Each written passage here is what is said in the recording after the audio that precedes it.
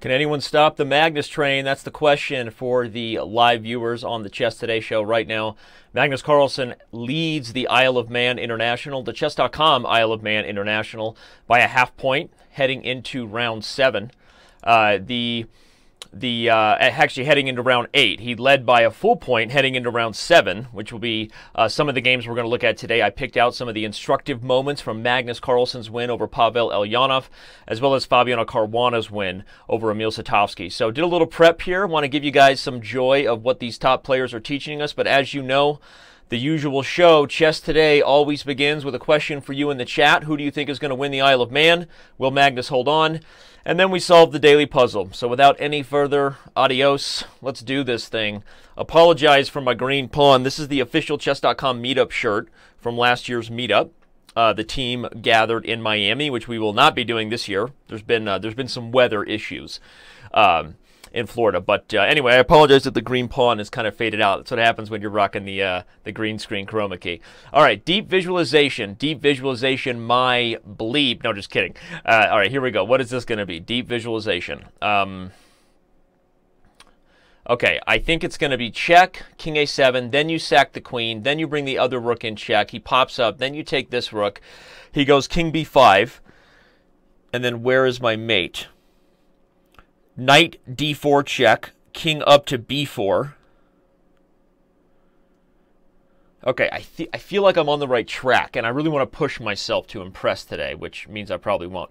Rook c8 check, he can't take it. King a7 is the only move. Okay, what if I just take a8 before I dismiss that? King takes a8. I don't see further rock his world country girl moves. Although, interesting, rook a8 check, king a7, don't forget about queen a4. The problem is the knight. You could take on it. You could play check, king up, then take a b2, but there's too many checks, so dismiss that idea. Rook c8 check, king a7, queen takes b7, king takes, rook c7 check, king a6, rook takes a8, king to b5. Checking on c5 and a5 certainly are being considered, but he can take it with the pawn, and I don't see where the mate follows. So I'm going with knight d4 check, where the only move is king to b4. Knight c2 check, the only move is king to b5. Then knight takes a3 check, the only move is king to b4. Then knight back to c2 check, the only move is king to b5. I'm getting close here. Then knight d4 check, king to b4, a3 is checkmate. Boom! Somebody just rocked it, socked it. Hashtag Rock'em Sock'em Robots. Does anybody else remember Rock'em Sock'em Robots? I mean, I do. I literally, this could be the best I've ever done on the Daily Puzzle and the Chess Today show. Something about me just woke up ready to rock today. Yeah! Boom! Did it! And I brought my favorite mug for all of you guys. All my friends. Oh, God, it's way too hot. But then we know what happens. By the end of the show, it's too cold. That's life. How's it going, Mikey Slice? Thanks for being here. Thanks for being a subscriber in the Twitch chat. You like the cool new music? I appreciate that. I think that's what you're saying. Maybe you're not. I can't ever read. The problem with chatting is you can't read sarcasm. You can if you know the person. But Pars Zivil, thanks, man. Magnus is such a normal chess player. It's actually refreshing, from Ibrahim 1995. Now, you said you put in a job application. What exactly was that job? You can ping me about it privately if you want. I'm always curious. We are hiring all the time. Magnus is a normal chess player. That's one of the coolest things that I agree with that explanation for a random reason that maybe you won't expect. But let me let's jump over to Magnus's game against Pavel Eljanov.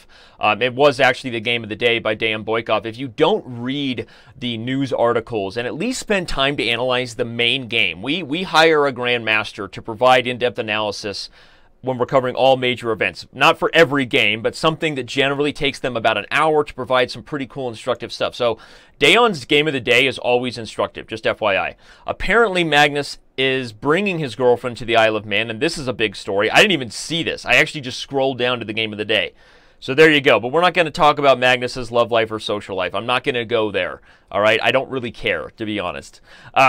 So Magnus Carlsen with that smile right there. I'll tell you this. After somebody who hasn't played very much chess over the board in a long time, or even over the last few years, like 5, 6, 7 years, my tournament scene has become less and less and less. And when I do try to like get ready for a tournament, I do some chess.com drills, I do some tactics, I try to play the computer and practice what I preach, because I believe when you lose to the computer, they really help your prophylactic thinking get back in gear, because they're so ruthless in punishing your miscalculations. But when I go to the board, I do tell myself I can just play like Magnus Carlsen. Like, Magnus just plays the most simple moves, the most logical chess, and somehow it's always what the computer thinks they should do. And I have actually played pretty well, considering that I have done zero to try to improve my game in tournament chess over the last few years. If you look at my results, I mean, like, considering that I could have like a total bomb of a tournament, that I'm like an over the hill I am now, right? I've done pretty well with this mindset of just play simple, play quickly, trust your instincts, let Magnus take over. You know what I mean? I get my ego out of the way, and I just trance Magnus. That's what I do. Anyway, let's do this thing. Let's take a quick look. So this position here was the one that I found to be the most instructive from Magnus Carlsen's win over Emil Satowski as black. Big time when you can win as black in Swiss tournaments like this. It's pretty much what you have to do to win the event. So here Emil did what all of us would do. Okay? He played c takes b5. There are so many logical reasons why c takes b5 is the move, right? It undoubles your pawns. The c pawns are doubled and isolated, right? Also, a takes b5 gives black a protected passed a pawn, okay? So optically, you can actually totally relate to Emil's decision there, right? But it's amazing Magnus Carlsen's judgment. He says that he believes Emil Satowski horribly misjudged the position, and actually just how bad the bishop on d3 is, which to me was like sort of a surprising. I thought that was instructive, because what you realize is the weaknesses that are left on c2 and a4 are actually easier to access now that white has taken with the c pawn rather than with the a pawn. The c pawn opening up the c file, even though it undoubles the pawns, makes c2 a clear target to the rook coming over, as well as the a4 pawn eventually. So Magnus's technique from here on out just becomes vintage Magnus, where to him those weaknesses are so obviously a serious issue, and Satowski doesn't even think he's, or sorry, not Satowski, Caruana's game is Satowski. I'm going to get to that. Eljanov, maybe doesn't think that white is that much worse yet. He plays c4 as a means for the c2 pawn not to be a target. After knight c5, bishop c2, knight c to e4. The point is the pressure ends up coming and being so high that white has to liquidate, and then we're going to see that these c4 and a4 pawns are the big weaknesses as the game goes on. Queen to g4, that's a tactical mess, because you can't take the knight on c3 without the bishop on e5 hanging, and the queen also can no longer leave the third rank because the bishop is hitting f3, right? So you get this pressure here on the battery, which means technically moves like rook takes c4 might even be threats, right? Rook takes c4 isn't a threat right now because of queen d8 is mate, but you start to see the overwhelming pressure to white's position here from Magnus. He picks up the c4 pawn, and honestly, the rest almost becomes a matter of technique already. One weakness falls, and then it's only a matter of time before black relocates the pieces and undermines the next weakness. Here, white resigns because the a4 pawn is falling, and there's nothing he can do about it. And it's just amazing when you see how quickly this position turned around. I mean, it makes you think, shouldn't this move be given like a full question mark, not just slightly dubious?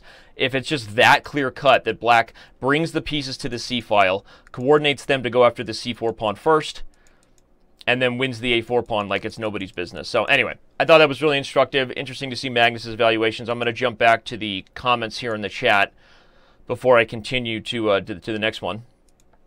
What's up, Roman Chess Master? Thanks for saying hi. Ibrahim, 1995. I'm not going to give my email out not in a live show. I just don't think that's the right idea. Somehow I feel like I made a mistake of doing that recently, because I've been getting more and more spam mail. But not even like the obvious spam, like the tricky spam where they think, they act like they're taking you personally and they're not. Like business marketing spam. I hate that. Send me a message on chess.com, and I know what you're thinking. Danny, I see you have 750 unread messages at chess.com. Why would I ever send you a message? And touche, okay? Touche. But I have a plan to start answering my messages. Believe that or not. All right, thanks to the Twitch chat. Abraham, you can send me a message, and I'm taking a look. Taking a look at the other comments. Let's go to the Chess TV chat. What's up, Mohammed? What's up, Tom Harper? What's up, John HS? What did I realize? Okay. Mike Klein confirming that the pictures of Magnus Carlsen and his lady friend, wherever that was, I guess right here, is public knowledge. So it's not like anybody's in trouble for doing that. Not that anybody would ever be in trouble for doing that. What's up, Speedy Bullet Chess? So anyway, so the standings as of today. Let's head over to chess results. Chessresults.com. Actually, we have this guy right here. Where is it? I was just there. Chess results, Isle of Man. So the standings as of today have Magnus. Oh wait, this is the this is the last time standing rankings after round 7. Standings after today have Magnus leading the way with 6. Several players at 5.5. Okay. Nakamura in the group at 4.5. So not his best tournament right now. Fressinet and Rapport, Danny's dark horse picks, are right there still in the mix. So it'll be interesting to see what chances they have when they start getting paired against some of the top guys here. But are we in line for a Caruana Carlsen battle in round 8? I mean, I don't know all the ins and outs of the pairings, but generally the Swiss Master system would give the leading score the highest rated player from the bottom score group. Whenever you're floating somebody out of a score group, which means you have one score and then there's another score group, when you float somebody, you try to give the highest rated player from the lower score group to the person you're floating. The only reason why that wouldn't be the case is if somehow like a bunch of people have played each other, and so you have to kind of like shift things around. But anyway, so that'll be interesting. Watch out for round 8, which will be tomorrow on Chess TV and Twitch, of course. Mike Klein saying in the Chess TV chat that Eljanov can't play Magnus again, obviously, even though he's at a lower score group here, right? So that wouldn't he not play anyway? I don't understand. Caruana and Magnus's colors do not line up, but it depends on some of the systems favor the color over the floating of the rating, and it just depends on the type of system that they're using. But we'll see how that happens. So maybe Chris Bird will let us know live. So we'll stay tuned to Mike Klein in the Chess TV chat and see if we can know the pairings for round 8. But we've done our due diligence to check out Magnus's win. Let's go to the instructive moment that I found from Vintage Caruana Preparation. Vintage Caruana Preparation. I had a very nice moment here. Uncle Sasha did his homework for you. Hello. Welcome here. I am giving you analysis. Okay, where it was. Right here. Okay, it only ended in draw. But, wait, this wasn't the game I was looking for. Oh, man, it was a different news report. Now I got to do that thing where I go and search the web. Hate the web. All right, let's take a break and go play my daily chess games. All right, that's usually the right thing to do when you've lost yourself on chess.com. Like, you just go play some daily chess games. All right, so Mike Klein is looking at this like, how does anybody ever get a worse position against Danny in daily chess? Because he beats me like a drum. Not everybody really, takes these games as seriously as you do, Mike. Whatever. So I've got a nice battery here. Let's go to the analysis. Use our daily chess analysis. I've got a nice battery here. Also, we have potential weaknesses against the white king. My issue is, I think, like, one thing to consider is a move like d5, and it has merits of, like, kind of closing the structure even further, and this bishop looks like a big pawn, right? But as much that's certainly a candidate move. It even brings up ideas that you might have, like planting a rook on e4 at some point. I mean, like, black feels in control here. And the main reason I like this idea is because if it eliminates the move d5, like, I wouldn't want to play this move, I think, because of d5 here, which could be kind of irritating. I mean, I don't think there's any tactics where I can kind of like overwhelm the pieces here. This would help, but of course white would take here first with tempo. And from what I can see, I don't think I'm getting anything out of this. So, save my variations. So, allowing d5, if I ever had to capture, would be completely destroying my structure, right? Obviously, d6 is weak, b5 is weak. I'm losing most of my advantage. So when you're looking at this position, obviously d5 has to be a candidate move, mainly because you don't want white to play d5. But as long as I don't put a piece on e6, d5 isn't a threat. Like if I make some other random move and they play d5, I always have c5. And that I really like, because now they've opened up my bishop, d5 has become a target, and they're still dealing with the majority of the pressure on the e-file. The other thing I would consider is that if I don't fill the d5 square with the pawn, maybe I can put the knight there. So something like a5 comes to mind, right? With the idea that, make some random move just to show my instructional point. If I can kick the pony from c3, I've got the d5 square for my knight, which is certainly a nightmare for white, right? That's a very strong square. f4 is weak. d4 is weak.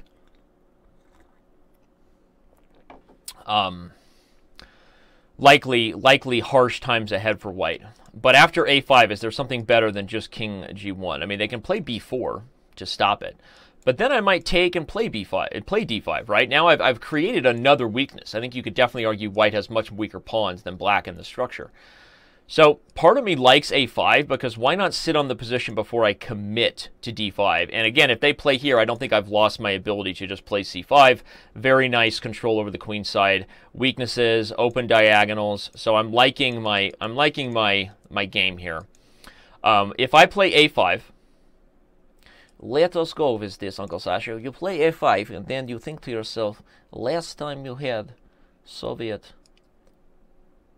experience, you had this guy here. He make trade. If I trade everything, he can't take with the queen. You have to take with the knight, and then I can still pop in. But then he has c4. It's actually like I'm giving away some of my grip there, but that may be a threat anyway. So if he backed up, I think I would have to just kind of follow suit with the plan here. Chop, chop, chop, chop. Maybe even chop, chop. He moves the knight. And then I follow through, and I'm still in control over the critical squares on the queen side. c4 can't be played anymore because of en passant. So this feels very nice. There, we have a nice positional grind here. So I'm going to play a5. I'm going to play a5. It's on, like Donkey Kong, running in a thong, singing a spring and summer song, probably. One of those weird boy band songs from the 90s, like NKOTB, New Kids on the Block, or, like one of those. I like girls who wear Abercrombie and Fitch. I'd take her if I had one wish. But she's been gone since that summer, 90s. I know what they're thinking. Did he really just sing? What is that band? LFO? LFO? Fike in the Twitch chat. LPO. It's not LPO, dog. It's LFO, I think. Summertime Girls Got It Going On. I remember that song. I used to know the lyrics to way more songs than I ever intended to. Danny is quoting Bear Force, Hack Lover. LMFAO. No, LMFAO, I think, but LFMAO. That's very good. I don't think Eljanov is boring. He's solid as a rock, right? Like a rock. Wasn't that a song also? A Chevy song, right? Chevy, whatever. I don't know. Built tough or something. I don't know. Ford. All right, well, this is also a very good position for me. Anthony, and I keep saying Anthony, but this guy his name's not Anthony.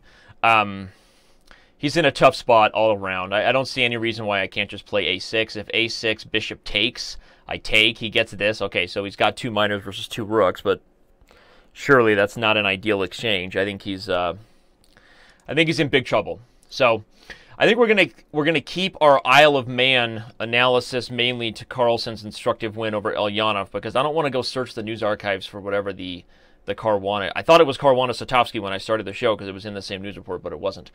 But I will say I'm pretty excited about the potential of a Caruana-Carlsen showdown coming in the next couple rounds. So if you haven't been tuning in yet, we got the weekend coming up, right? It's Friday. Gonna watch Chess TV on Friday. Speaking of Chess TV, what's the schedule for today? After we got Magnus Carlsen and Gusyanov next week, the only event that really matters anymore, which is the Speed Chess Championship. No, I'm kidding. What's our schedule? We've got... Oh, we got Hammer right after this. Now, the question... Now, if you speak Norwegian, Hammer is already live. Let me get word from my team. There was a possibility Hammer was going to do English. It looks like he's doing Norwegian right now. So there was a possibility he was going to do English, but I'm pretty sure Hammer is broadcasting live to our Norwegian chess.com channel. We got action all the time. I think he's doing some sort of instructive stuff with our drills. I don't know. That's the rumor I can see in our Slack channel here. Okay. So now it's time. Wait, I actually have a Bull of Brawls today. Glad I checked the Chess TV schedule. So you guys will see me again in about 4 hours. 3 hours and 45 minutes I'll be doing the Bull of Brawls. And that answers my question, because I always like to debate after we get our daily puzzle in, we check in with the top news, we get excited for Carlsen and Caruana round 8, and then, you know, we do some interactive stuff with you, the fans, in chat. So now that we know I'm going to be playing bullet chess against the members later on today, today's Bullet Brawl, again, Twitch subscribers, if you're not a subscriber, subscribe to our channel today and come back at 3. And premium members, you'll get first come, first serve, and we'll see you guys at 3 p.m. But for now, we're going to play some 4-player chess. Danny's new obsession. So, let's do it. Let's do it. We're going to go play some 4-player chess. My new favorito. So I've been learning a lot by watching 4-player chess, watching some of the better the players of higher levels play 4-player chess. What I'll say is I have a conspiracy that some of the 1600 plus players are colluding. I don't know if they create separate chats to discuss like plans or ganging up on somebody. If you're doing that, like, dude, don't do that. Like, it's against the spirit of the game. And I get frustrated because my conspiracy is based on the fact that some of their tactics are like so well timed to like expose something in a player's camp. It just feels a little bit, but then I see other things happen later on, and they're not always playing the best moves for each other. So I don't know if that's true totally. All right, so we've got a game of a lot of fairly equal players here. And so I am going to start with my kingside fianchetto, which has become my kind of new approach. Wow, directly challenged right there on the F spot. He's on the F spot, making it hot right now. I don't want to trade, and neither do you, bro. Let's not do that. We don't want to trade right now. Trade off our equal pieces. Thank you. Now you just blundered. He's not even paying attention to my moves. Unless Alex Onetti checks me right here on d7, then I'm just going to take his bishop. Okay, he just missed it. Boom. Good start for this guy. Good start for this guy. Come on, right? That was a mistake. He's like, oops. Okay, he just resigned straight up. That guy is frustrated. But now that's frustrating for all the rest of us because it's very difficult. Oh, crap. I shouldn't say that on TV. Okay, green is going to go get that king. Yeah, but my bishop's on it. Very nice. I play very nice a center move here, and I go take a pawn and get him very much. Very nice. See, he'd like to take d7, or sorry, that's b13 with Chekaruski, or is that h13? It's h13. And then, but I'd take him. See, when somebody resigns this early, it's a little deflating to the game because it really creates the scenario you're seeing right now, where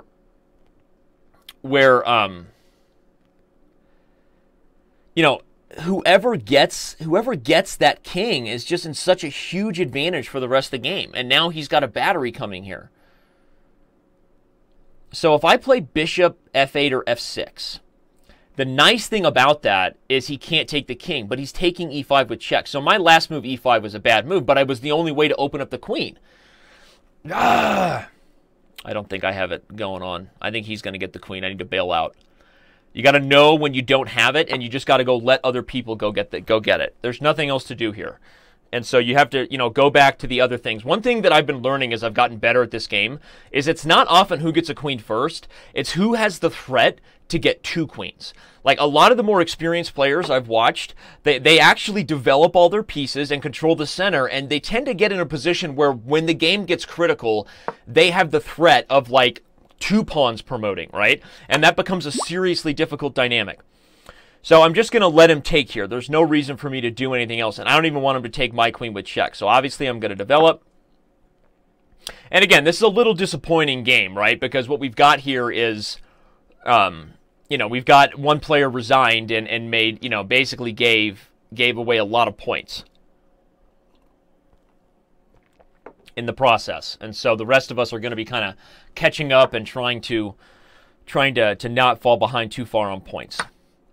So on that note, I'm gonna play, another solid center move here. Why did I block my black bishop? Oh, maybe I should have kept it on that diagonal, huh? Yeah, that seems like counterintuitive. He's right. Why did I do that?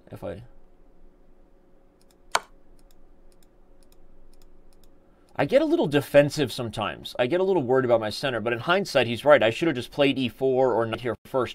I mean, from a chess perspective, I obviously wanted to feel secure. I liked the idea of all my pieces kind of coming together. And creating, it's a solid setup, right? It's a fianchetto setup, but, so you've got a lot of different things at play. You want to be in a position later on to have all your pieces work together, so you don't want to get overextended. That's the disadvantage with Black's setup. Now, this time, Black's kind of gambit, really paid off for him because Gold resigned, right? He just picked up the king. But, oh, crap, what did I just do? I just offered a queen trade. This was bad idea. This was not best idea I ever had. Okay, we play this guy. We not let. Not because I don't think he would. He seems like a good player. Generally, the reason I'm saying that is because generally it's not the best idea to trade off pieces of equal value for both of you. You just limit both of your chances of winning. That's all. Okay, now Green is going to go to Smash Town over there. So I'm just going to get castled here, and I'm trying to create a scenario of winning this game in the long run where I'm going to be threatening to get a lot of powerful pieces on the board very quickly. And so you kind of slow play this idea of promotion.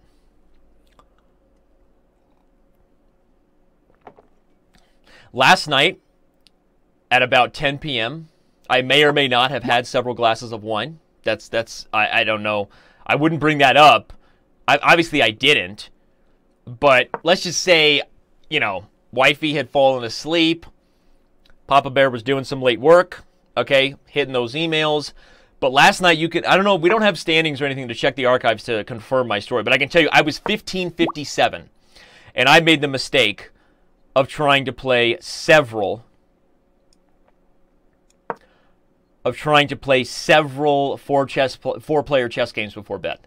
So, yeah, that happened. So, I was better last night. It was better for me. Okay, I play.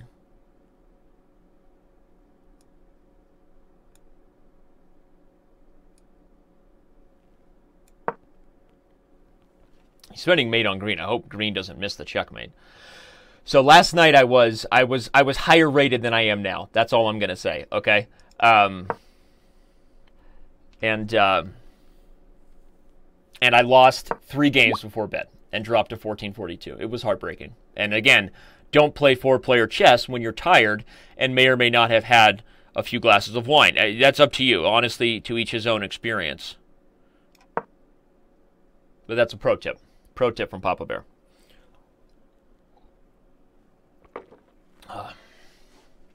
When is the Hutch Urschel rematch? Red Band wants to know. We haven't scheduled it yet. I know I could have played Bishop F12, defending his pawn Skull Knight, but you missed what I was saying. If I had done that, he could have taken E5. Or, he could have taken D8. If I defended the pawn, he would have taken D8 with check, and I would have just been lost. I had no choice, actually. I mean, it just, honestly, gold resigning just backfired. Gold or yellow, whatever you want to call it. So, I don't think I made the wrong decision there. I didn't say that, Roguff. It's whatever experience you want. I just shared my experience with you, which was a less than ideal experience in that scenario. So that's what I'll say. All right, we push this guy. We get another lady here. I have 2 ladies on board. It's very nice for me. It's very nice to get it. Very nice. Okay, what's going on? Z-Fox. I think John for sure. Z-Fox, it's nothing against my boy Hutch. I love Sean, love Hutch, but I don't even really think it's close, and I don't even think that Hutch would argue. Hutch loves chess. He loves, the interaction he gets with the strong players and kind of the unique position he's in, kind of being a big streamer. People want to do stuff with him. But I don't know that Hutch really is trying to get better. I can tell you John Urschel is studying chess every day. And now that he's retired from the NFL, his goals are become a chess master by the time he gets his PhD in mathematics. I don't really think it's even close, dude. Okay. I am getting the potential for my pawns to get what I want here. Why am I not just doing this? I don't know exactly what Alex on TY is doing, but I'm feeling very nice right now. Feeling very good. Okay, I have 2 queens coming. 2 ladies. 2 ladies. Oh, very nice.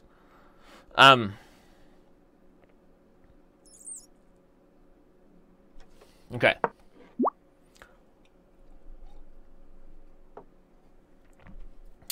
Absolutely nothing wrong with this move. Absolutely nothing wrong. I'll tell you what's wrong right now.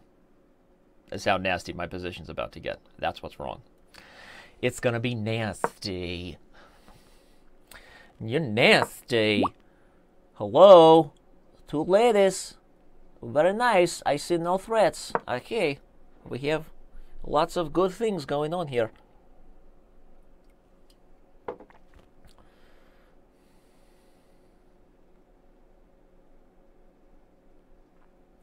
Oh, Kachi meant the queen. I blocked the queen because I didn't want to trade with him. I understand that would have been convenient for you, Green, if me and Red were trading queens early, but hashtag no, Scott. Scotty doesn't know. Scotty doesn't know. Scotty doesn't know. I'm going to go. This is about to get super ugly. I'm honestly about to just, crush him. I think I will be checkmating Red very, very soon. Very nice. Very soon here. If he takes it, I have queen a6 check. And we are on a roll.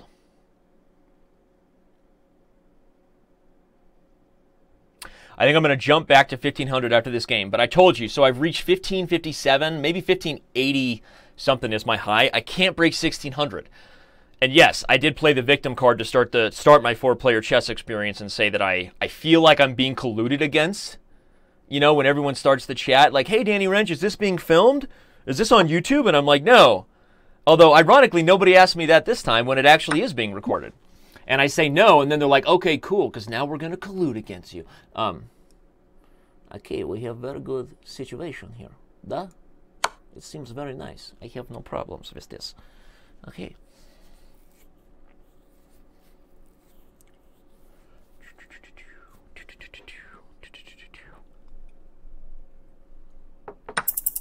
What's going on in the chat world?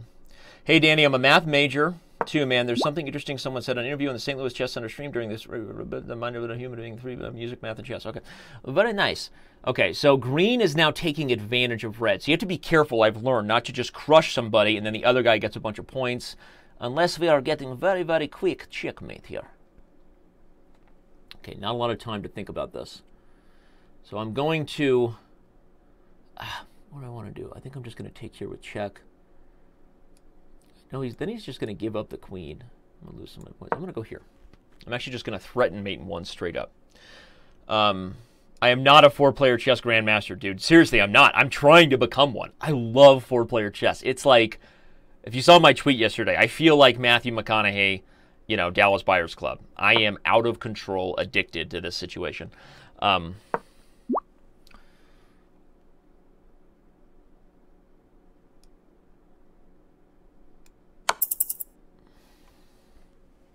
See, the moment you put red in check, you're giving green an opportunity to be super aggressive. If green was smart, he'd probably take the pawn here. I don't know what green's doing. He should be more aggressive. I'm about to, like, do all the work for him. Okay. I guess I have to trade here, and then it's just going to be mate.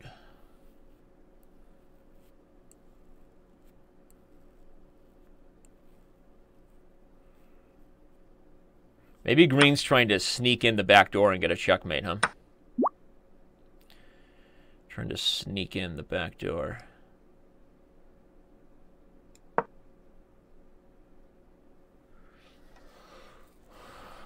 I hate when you do all the work to beat somebody, and then somebody else gets the checkmate.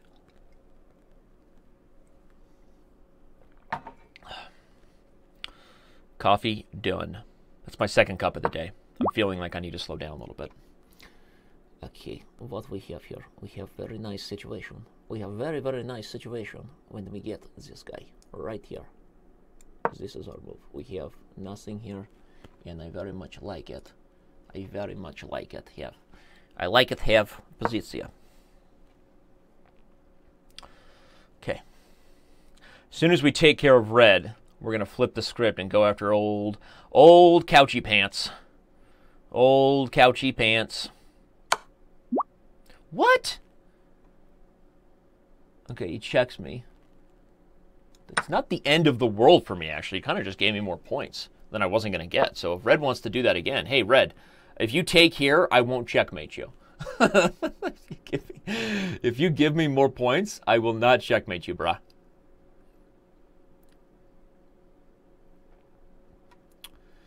If you give me more points, I will not checkmate you.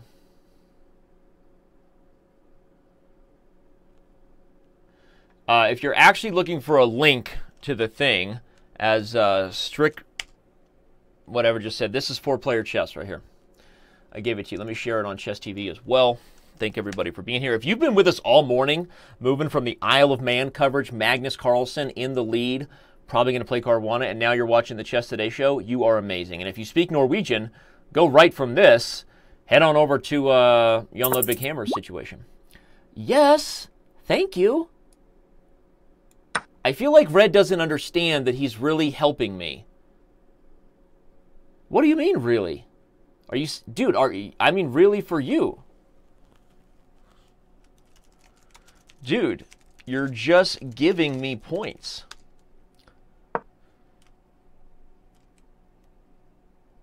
If I mate you without taking pieces, I have less total points to win. So you are kind of hurting green, not me.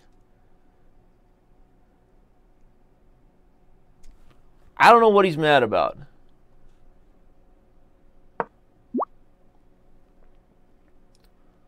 Now I get to take points and checkmate. Yeah. Okay, now we flip that script, actually, and we move on here. Actually, I can just win right now. No? I'm up 25 points. If I resign, aren't I just winning? I don't understand that. Because when you get to a certain point, you can just claim a win. Because if you're up so much, like, you don't want the game to go on forever. You want people to play another game, right? So that's why we created that. But we're considering Hammer, Jan Ludvig Hammer, Norwegian Super GM, Magnus Carlsen, number 2, if you know who Hammer is. We spent a lot of time yesterday chatting about this. He played a bunch of games. He believes that if you're just going to claim a win, it should give the remaining person more points. Maybe not all the points on the board, because that's too much, but it should give them something more than just... I guess I'm just going to go get another queen, but why? Why don't I just go for mate? It should give them something more. How do I get mate here? I need to focus, guys. Sorry. There we go. That's how we're going to get mate, right there.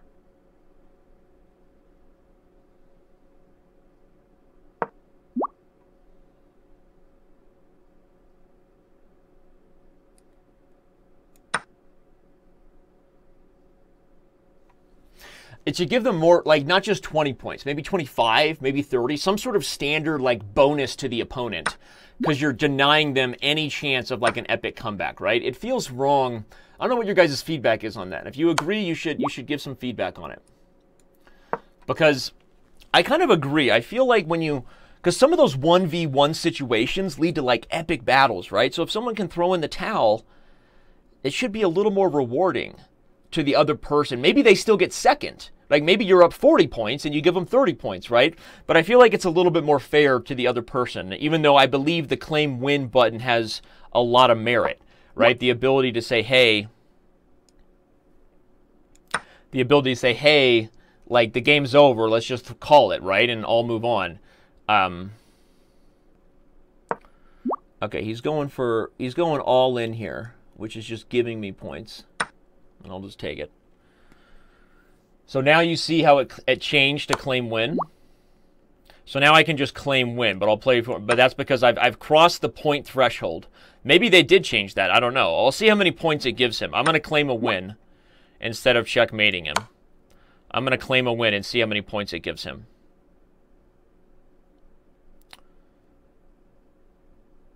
He needs more points than red. All right, so I'm going to claim a win. So he gets 20 points. 20 points. I feel like it should be even higher. You know, like 30 points. Even though, like, 30 points, I still would have won, right? Anyway, so there you go. There's some 4-player chess. Had a lot of fun with that game. I'm not going to lie. I'm probably going to play several more of these games today. Because I just love it that much. I want to, again, thank everybody for being here. I always feel bad ending this show because we're always at peak viewers right when the show is coming to an end. But remind everybody about our schedule. I will be back at 3 p.m. today, Pacific time. Okay? 3 p.m. Pacific, 6 p.m. Eastern, whatever that is, GMT. You do the math. You know I have a rule in life, no more math. So we'll have some more bullet games today for a Bullet Brawls. Twitch subscribers, premium members, make sure you're there.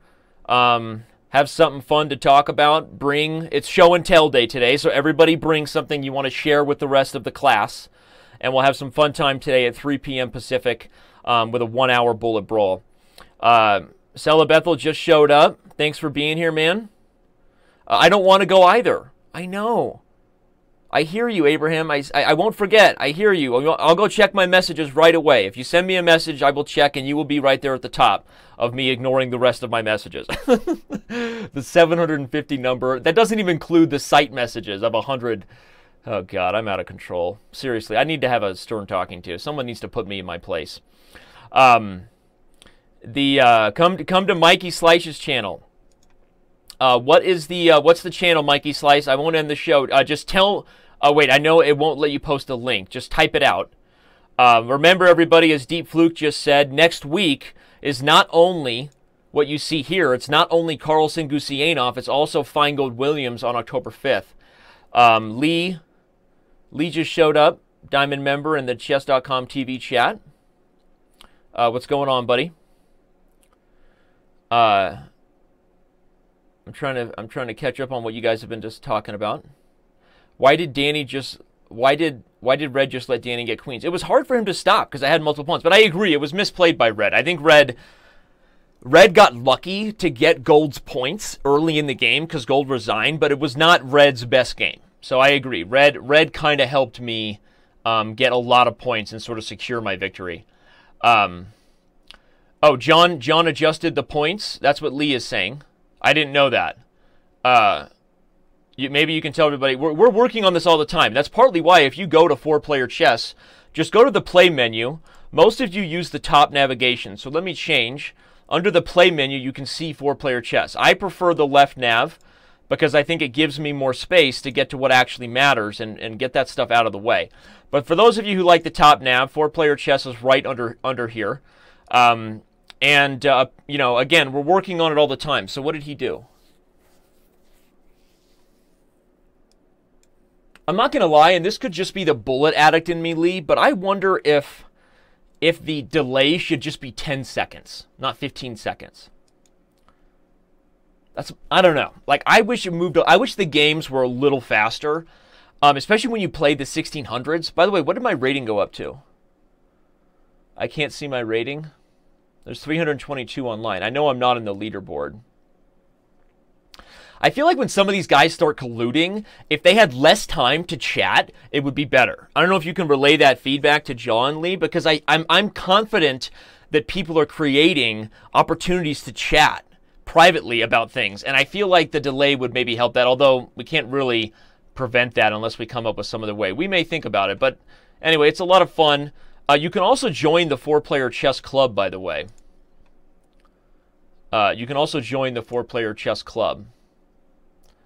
And there's some opening forums going on.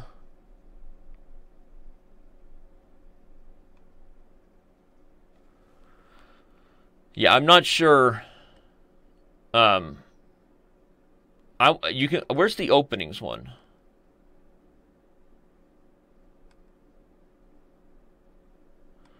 There was an openings forum that was actually really useful. I don't know. Anyway, a lot of fun. Thanks everybody for being here. I'll share the club of the 4-player chess club for any of you guys who aren't in it and maybe want to join that, learn a little bit about the game, have some fun. But viewers are dropping. They know I'm leaving them. Mikey Slice, go check out his stream. Mikey Slice, send me a message. Let me talk to you about the future of our streamers program, because if you're actually not listed under streamers right now, under share streamers, we can get you listed, Mikey Slice. You can join our affiliate program. Anybody interested in that?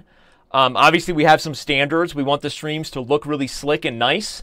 You know, we want you to be a part of like our program in regards to some of the benefits we offer with our relationship with Twitch. So anyway, but send me a message if you want to get listed here, and we're working on more and more features all the time. You know, obviously people know some of the big names we work with, like Hikaru and the Chess Bros and whatever. But if you're interested in joining our streamers team, you should do that. You should do this one, and then maybe if your stream gets very nice, we actually will auto-host you, which I learned is very much like in Russia when we have a program where you are not allowed to come, but they bring you anyway. They force you there, and it is very nice actually. For streamers who want to get more viewers, we can get auto-hosting action on your account, and you will be shared to the chess channel. Okay, so go watch Mikey Slice. Go play 4-player chess, Mikey, and then we have very nice. But, yeah, Skull Knight 1996. I'm not joking. A lot of people joining the streamers program. I'm pretty much going to say it because we're about to sign, and it has been months. We are about to launch a program and partnership with Twitch that is going to be mind-blowing for the chess world.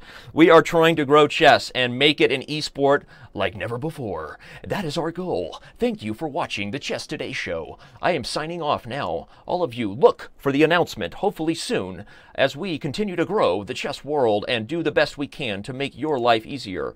Thank you for listening to this message. All right, anyway, see you guys. Peace.